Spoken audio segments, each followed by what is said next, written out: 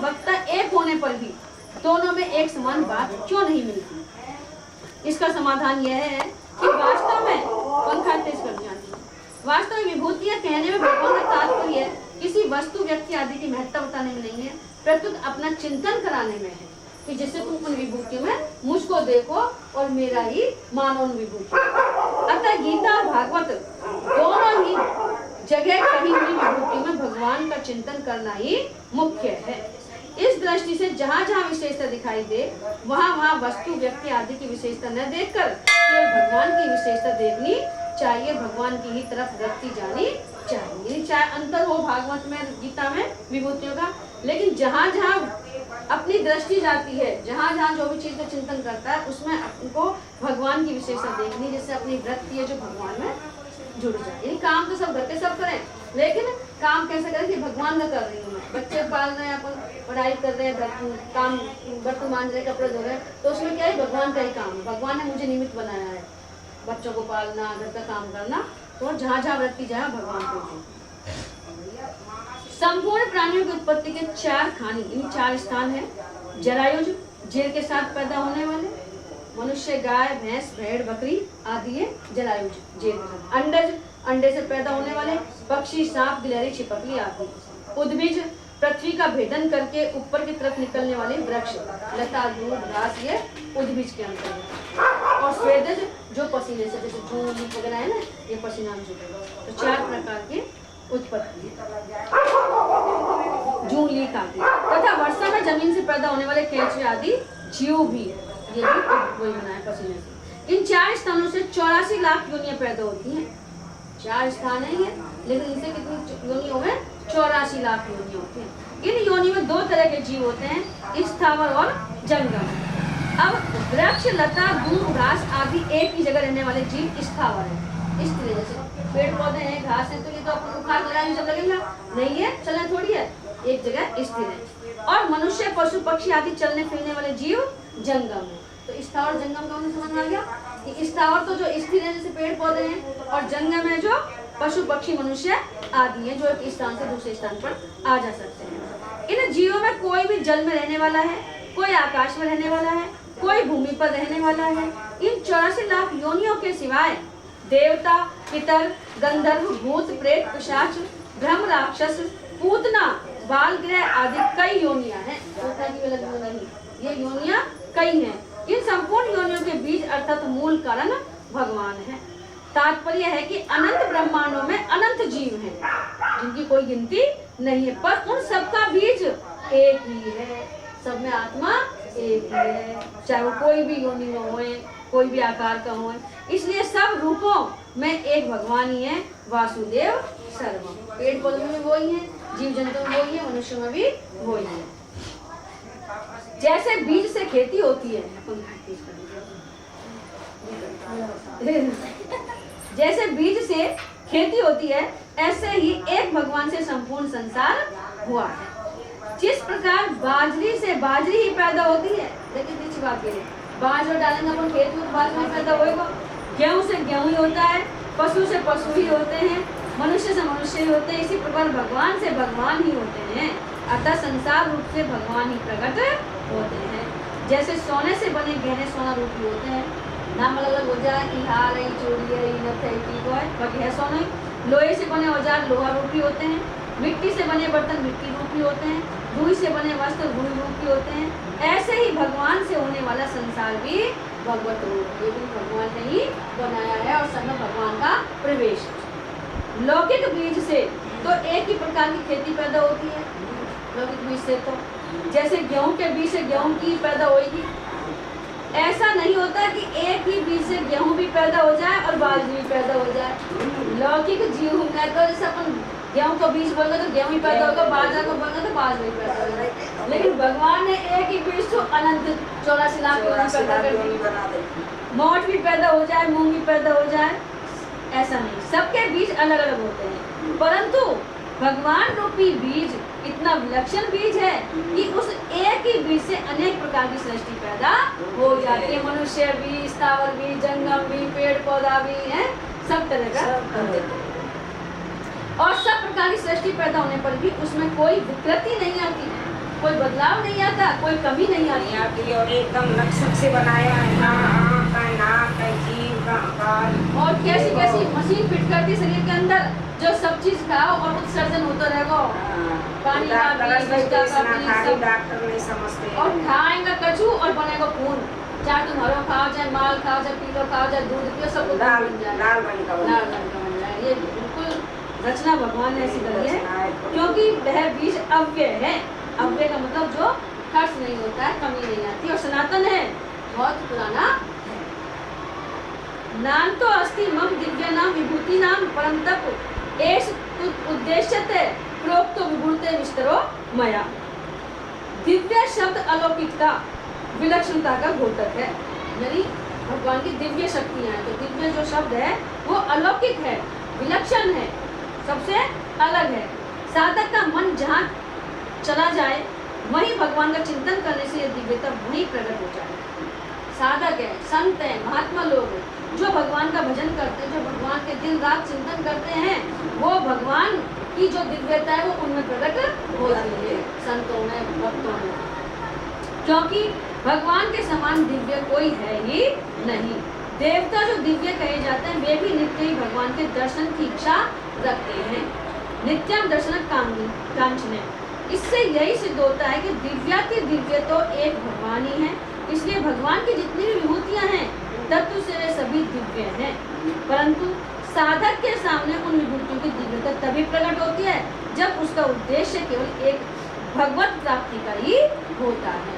जब मनुष्य सब चीज को छोड़ करके समर्पण भाव से केवल भगवान ही मेरे हैं, दिन रात उनका ही चिंतन करना, उनका ही मनन करना, उनका ही भजन करना, उन्हीं के आश्रय पर बैठे रहना, तब जाके भगवान उनको अपनी विभूति का दर्शन कराते हैं।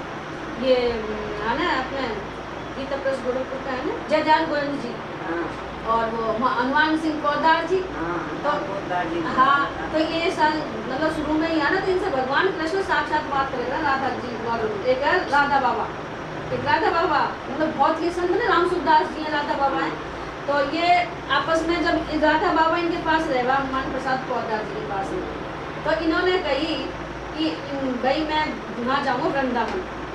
तो भगवान ने उनको साक्षात दर्शन दिया कि वृंदावन इनके ही धाम में है।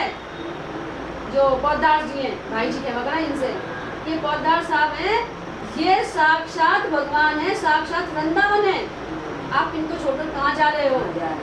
उनने कही कि महाराज मैं जाऊँगा। पोदार जी से अनुमति मांगी, उन्होंने की कि नहीं मैं भेजूंगा जब तो जाओगे, भाई से गुरु है तो गुरु तो अपने हाँ आगे अपना महत्व का रहे ना, ममत्व शिष्य के प्रति अपनापन रहे, तो उनकी मैं भेजूंगा जब तो जाऊंगा। उन्होंने की मेरे पास में पैसे हैं, मैं चला जाऊंगा, और मुँह है जीव जिससे मैं पूछ लूंगा कहाँ है क्या नहीं है, पैरों से चला जाऊंगा, पैसे भी नहीं होंगे, पैर दिए भगवान ने, जीव दिए पूछने के लिए। उन्होंने की मैं जब भेजूंगा जब तो जाऊंगा। सो गए वहाँ, दिन तो गया ना है। रात को भगवान ने उनको सपना में दिखाया, राधा बाबा को बहुत पहुँचा हुआ राधा बाबा भी। तो उन्होंने कही कि भाई तुम कहाँ जा रहे हो? कि वृंदावन, कि इन्हीं के चरणों में वृंदावन है, साक्षात मतलब भगवान ही है वो भी, पोदार जी, हनुमान प्रसाद पोदार जी, और ये गीता प्रेस गोरखपुर की जयदयाल गोविंद का ये।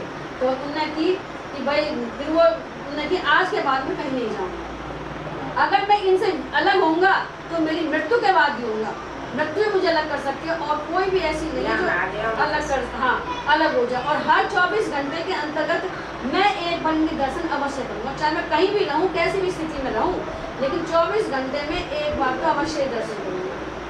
फिर उन्होंने शरीर छोड़ दिया हनुमान प्रसाद पोदार जी ने, तब जाके ये उनकी वहीं चिता जहाँ जली समाधि बनी, चिता बनी, वहीं पर ही रहा ये। और देखो फिर 20 साल तक ये जिया, उन्होंने शरीर छोड़ दिया, वो वही चिता में उनको लाश लीला दिखे गई, रात में वहीं रहा, दिन रात वो गया, छोड़ा नाम नवा स्थान, वहीं बस के उनसे कहीं मैं अलग नहीं हो सकता इनसे। तो जब तक वो शरीर रहा, जब तक वो वहीं रहा, और उनको रात में महाराज लीला का दर्शन होगा वहीं पे, तो वृंदावन को गया ही ना पीछे। तो मान लेना जो भी अपन कहते हैं कटौती में गंगा, नहीं वृंदावन है, हाँ ये वृंदावन। अगर अपना मन रहा है और यही अपना चिंतन भगवान में हो रहा है, तो सब तीर्थ सब यही उपस्थित हो जाए। तो तत्व से सभी दिव्य हैं, परंतु साधक के सामने उन विभूतियों की दिव्यता तभी प्रकट होती है जब उसका उद्देश्य केवल एक भगवत प्राप्ति का होता है उद्देश्य। और भगवत तत्व जानने के लिए राग द्वेष से रहित होकर उन विभूति में केवल भगवान का ही चिंतन करता है। अपने अंदर तो भाई राग द्वेष सब भरा पड़ा है, सांसारिक वो भरा पड़ा है। बाकी जो संत लोग हैं जो बिल्कुल सब चीजें छोड़ छाड़ दे, वो भी बहुत कम है। तो सभी संत ना है कि वो सभी हो, लेकिन हाँ अधिकतर जो है जो सारे छोड़ छाड़ के अपने भगवान पे ही आश्रित है। जो जंगल में चित्रकूट में देखो कितना संत है, वृंदावन में देखो तो वो सब कहीं नहीं है बहनी, तूफान में और उन्हीं के ऊपर की तरफ टिकी हुई है अभी पृथ्वी है जो उसी से हो रहा है। कोई दर्शन ना करे। भगवान की दिव्य विभूतियों का अंत नहीं है, कारण कि भगवान अनंत है तो उनकी विभूतियां गुण लीलाएं आदि भी अनंत चली गई।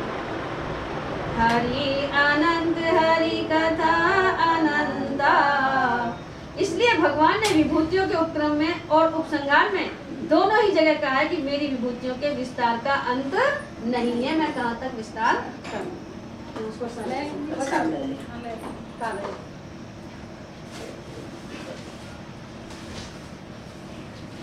श्रीमद् भागवत में भगवान ने अपनी विभूतियों के विषय में कहा है कि मेरे द्वारा परमाणुओं की संख्या समय से वहाँ से आएंगे। विश्व में कहा है कि मेरे द्वारा परमाणुओं की संख्या समय से गिनी जा सकती है, पर करोड़ों ब्रह्मांडों को रचने वाली मेरी विभूतियों का अंत नहीं पाया जा सकता। परमाणु की संख्या गिनी जा सकती है लेकिन मेरी विभूतियों का अंत नहीं। जब देखते हैं भगवान अनंत हैं, उनकी महिमा अनंत है, उनको कोई नहीं जन, लीला अपरंपार है। भगवान अनंत असीम और अगाध हैं। संख्या की दृष्टि से भगवान अनंत हैं, अर्थात उनकी गणना प्रारब्ध तक नहीं हो सकती। सीमा की दृष्टि से भगवान असीम है। सीमा दो तरह की होती है, कालकृत और देशकृत। एक तो समय की सीमा और एक देश की सीमा। अमुक समय पैदा हुआ और अमुक समय तक रहेगा। मीडियम कर दिए, थोड़ा सा ज्यादा तेज ना ज्यादा। तो भाई काल की तो ये रहेगा कि अमुक समय पैदा हुआ है, अमुक समय तक रहेगा, यह कालकृत सीमा हुई है। और यहाँ से लेकर वहां तक, भाई यहाँ से लेकर यहाँ तक मेरी जगह है, तो ये देश की सीमा होगी। भगवान ऐसे सीमा में बंधे हुए नहीं हैं। तल की दृष्टि से भगवान अगाध हैं, कहीं भी उसको अपन खोज नहीं सकते। अगाध शब्द में गाध नाम तल का है, जैसे जल में नीचे का तल होता है, अगाध का अर्थ हुआ है जिसका तल है ही नहीं, ऐसा अथा गहरा। भाई कहना अथा है, वो कोई ओढ़ ही रहा है, अपन ढूंढे तो मिले ही ना है। 18वें श्लोक में अर्जुन ने कहा कि आप अपनी दिव्य विभूतियों को विस्तार से कहिए, तो उत्तर में भगवान ने कहा कि मेरी विभूतियों के विस्तार का अंत नहीं है। ऐसा कहकर भी भगवान ने अर्जुन की जिज्ञासा के कारण कृपा पूर्वक अपनी विभूतियों का विस्तार से वर्णन किया है। ऐसा उन्होंने कह दिया कि मेरी विभूति अनंत है। हाँ, लेकिन इनमें तो चल रहा नहीं अब, या मैं 86 की 82 विभूति को 11वें अध्याय में तो वो संपूर्ण रूप दिखाया है। हाँ, गीता के 11वें अध्याय में तो अभी 10वां अध्याय में विभूति को बताया ना, विराट रूप बताया। परंतु यह विस्तार केवल लौकिक दृष्टि से है, इसलिए भगवान यहाँ कह रहे हैं कि मैंने यहाँ जो विभूतियों का विस्तार किया है वह विस्तार केवल तेरी दृष्टि से ही है। मेरी दृष्टि से तो यह विस्तार भी वास्तव में बहुत ही संक्षेप से है, क्योंकि मेरी विभूतियों का अंत ही नहीं है। मैंने बहुत सूक्ष्म रूप से तुमको ये बताया है।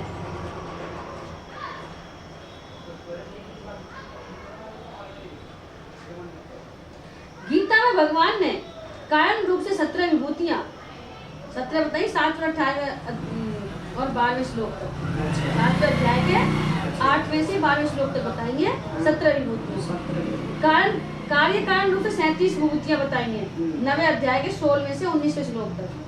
भाव रूप से 20 विभूतियां 10वें अध्याय का 4-5वां श्लोक बताएंगे 20 विभूतियां। व्यक्ति रूप से 25 विभूतियां 10वें अध्याय का 6ठे श्लोक में, और मुख्य रूप से अधिपति रूप से 81 विभूतियां बताई। अब हमने वर्णन करो ना, 81 सूर्य, चंद्रमा, पीपल, वृक्ष, मनुष्य में ये घोड़ा वगैरह नहीं, उच्च सूर्य सबकी।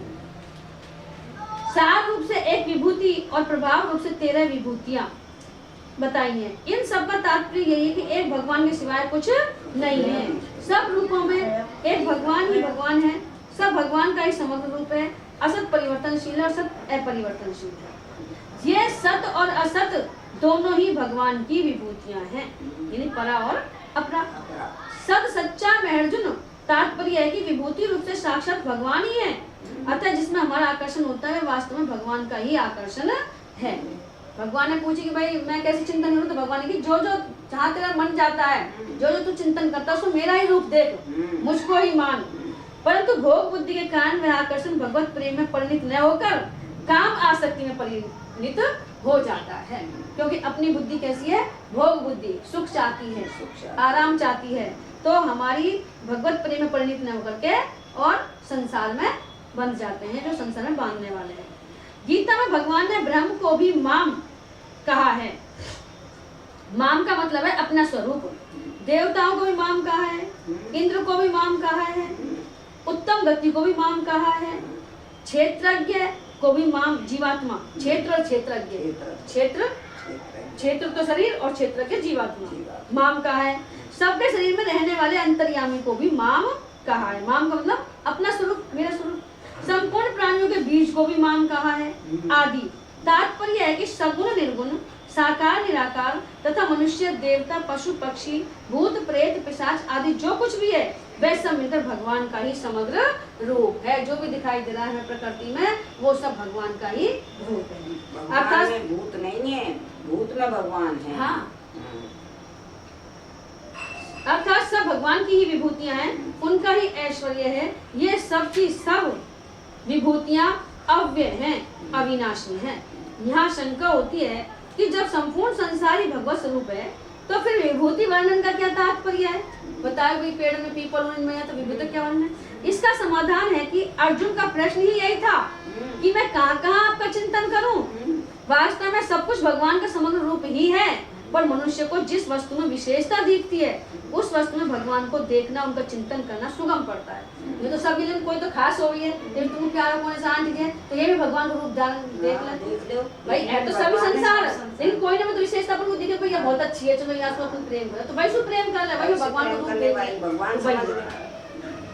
जहाँ हमारे भगवान ने विभूति को वर्णन करा कि जो तो विशेषता लगे जो चीज में वही में भगवान देख लेते हैं, क्योंकि मन में उसकी विशेषता अंकित रहने से मन स्वतः उसमें जाता है। किसी के प्रति मन आकर्षित हो जाता है तो मन बार बार वहीं जाएगा जो आकर्षित होगा। इसलिए भगवान ने अपनी विभूतियों का वर्णन किया है। मुख्य विभूतियों का वर्णन करते हुए भगवान ने कहा कि संपूर्ण प्राणियों का एवं सृष्टि मात्र का आदि, मध्य तथा अंत मैं ही हूँ। संपूर्ण प्राणियों का बीज मैं ही हूँ। मेरे बिना कोई भी चर अचर प्राणी नहीं। सबके अंदर मेरा बीज है, चाहे वो चर है, चाहे अचर है, चाहे स्थावर है, चाहे जंगम है, और संपूर्ण जगत मेरे एक अंश में स्थित है। फिर भगवान के सिवाय बाकी क्या रहा?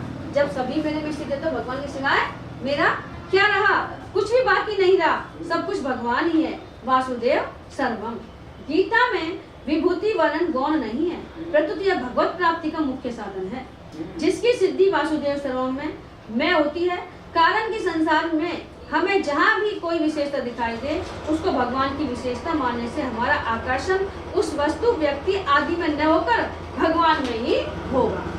जड़ता का आकर्षण, प्रियता ही मनुष्य को बांधने वाली है। अतः विभूति वर्णन का तात्पर्य संसार की सत्ता, महत्ता और प्रियता को हटाकर मनुष्य को वासुदेव सर्वम का अनुभव कराना है। इसलिए भगवान ने अपनी विभूतियों का वर्णन किया है, जो कि गीता का खास ध्येय है, लक्ष्य है, कि जिससे मनुष्य का ध्यान है जो संसार से हटकर भगवान की ओर लग जाएगा। संसार में जाएगा लेकिन जो अच्छा लगता है, जो विशेषता है तो उसमें भगवान को देखे।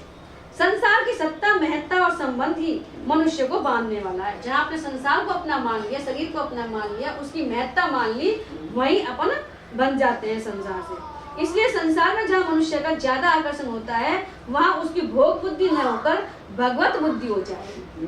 विभूति को वर्णन करने का अर्थ यही है कि जहाँ उनकी भोग बुद्धि है, जिसमें उसका मन जाता है उसमें भगवान को देखना शुरू कर दो तो वो भगवत बुद्धि हो जाएगी, भोग बुद्धि की जगह। राम सुखदास ने भी काम तो तुम सब करो लेकिन भगवान को ध्यान में रखते हुए करो।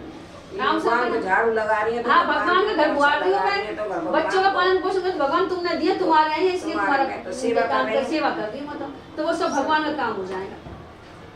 तो उसके अंतःकरण में संसार की सत्ता, महत्ता और संबंध न होकर भगवान की सत्ता, महत्ता और संबंध हो जाएगा। बोलो श्री कृष्ण भगवान की जय हो।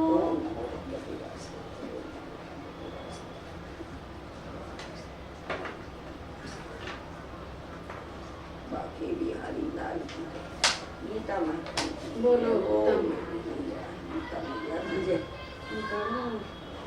आज वो क्यों नहीं है? कहीं रहेगा आज कहीं नहीं जेठानी तो और नहीं थोड़ी थोड़ी देर पहले अब तो यहाँ ही रही जेठानी है कहीं संगी छोरी मारा जाए छोरी को मारा छोड़ना टाइम आई है बालक रामा रामा रटते रटते बीती रे उमरिया रामा रामा रटते रटते बीती रे उमरिया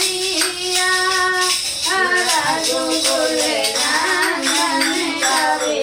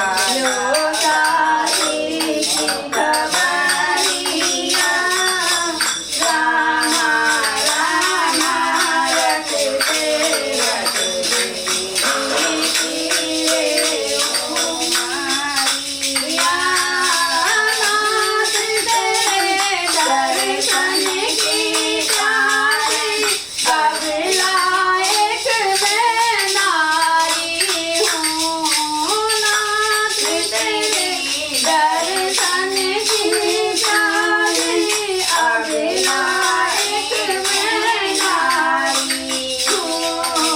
तरस बिना दो नैना तरसे दिल की बड़ी दुचारी तरस बिना दो नैना तरसे दिल की बड़ी दुचारी प्रभु जी मुझको दर्शन दे दो डालो मेरे नजरिया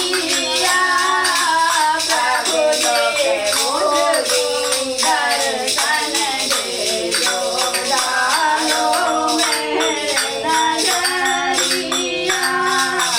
रामा रामा रटते रटते बीती रे उमरिया रामा रामा रटते रटते बीती रे उमरिया।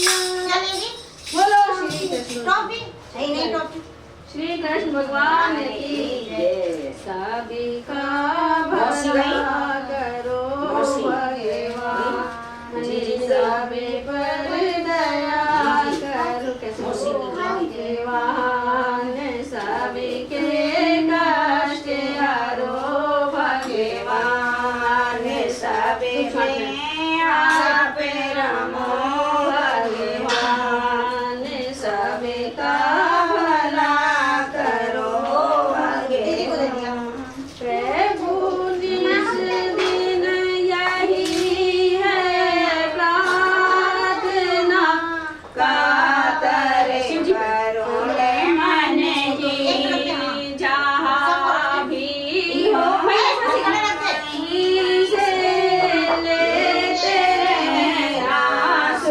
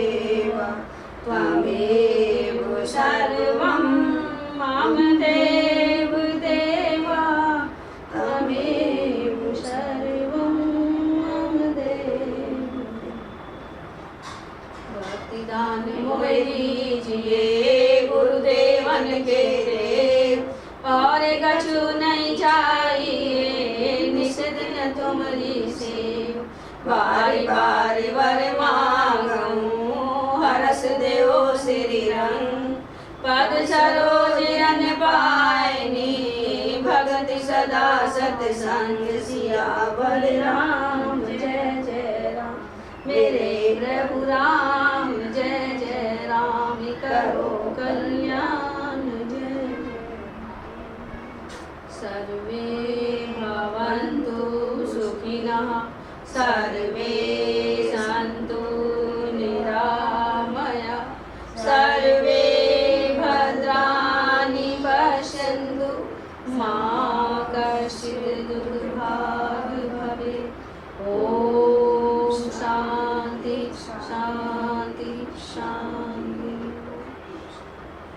अस्तु मा सद्गमे तमसो मा ज्योतिर्गमे मृत्योर्मामृतं गमे ॐ शान्ति शान्ति शान्ति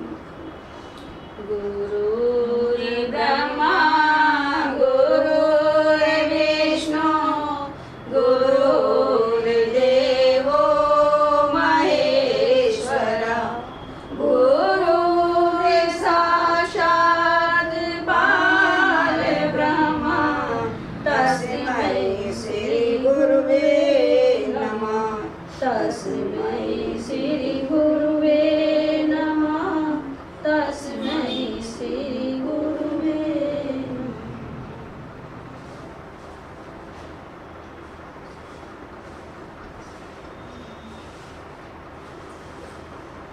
हे प्रभो आनंद दाता ज्ञान हमको दीजिए शीघ्र सारे दुर्गुणों को दूर हमसे कीजिए लीजिए हमको शरण में हम सदाचारी बने ब्रह्मचारी धर्म रक्षक वीर व्रतधारी बने प्रेम से हमें गुरुजनों की नित्य ही सेवा करें सत्य बोले झूठ त्यागे मेल आपस में करें निंदा किसी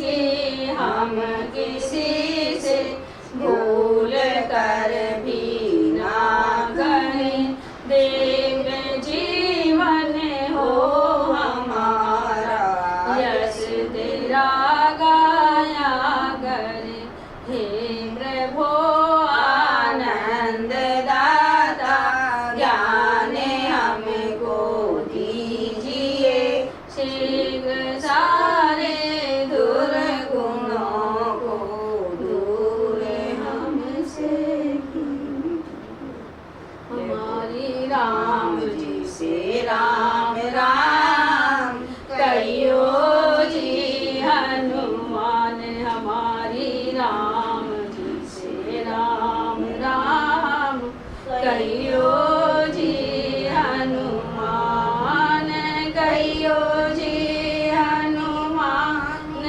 कहियो जी हनुमान हमारी राम जी से राम राम कहियो जी हनुमान हमारी सिया माँ से राम राम कहियो जी हनुमान हमारी आपको भी राम राम लीजो जी हनुमान हमारी राम जी से राम राम कहियो जी